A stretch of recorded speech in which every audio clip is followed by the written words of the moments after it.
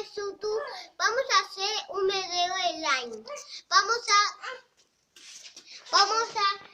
Usar plasticola. paticola, agua, Y Poet. pues Bye. Para el slime necesitamos un molde, plasticola, agua y Poet. Lo primero que tenemos que usar es plasticola. Vamos a poner un poquitito. Yo le voy a poner todo lo que yo quiera igual. Oh, ya le hemos puesto la plasticola. Ahí se nota. ahora Plasticola blanca. Ahora agua un poquito. Listo, listo. ay, Bien. Ahora Poet. Ya le hemos puesto el Poet. Ahora querubín.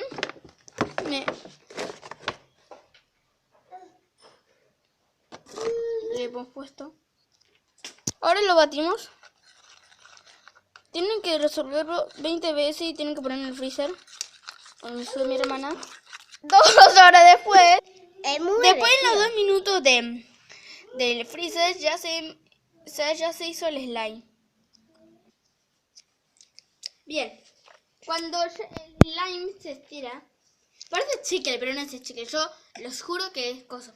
Bueno, aquí tienes las recetas. ¡Wow! Este es slime. Jaja. ¡Hola! Camila,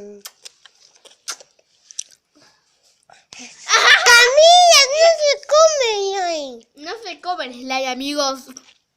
Bueno, vamos a intentar comer. ¡Ah! ¡Sabor a Poet! ¡Qué asco!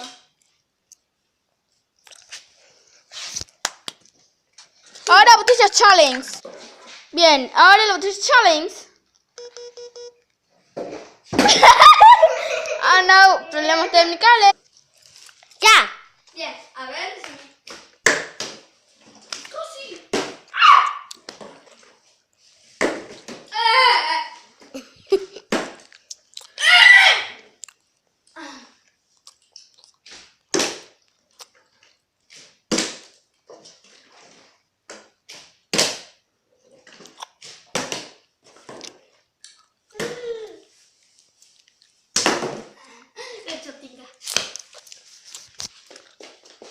Ahora vos.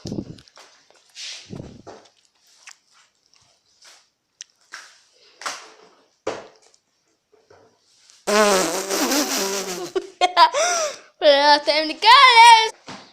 Ahora uno con el sol lava. El sol lava 3, 2, 1. Una caja.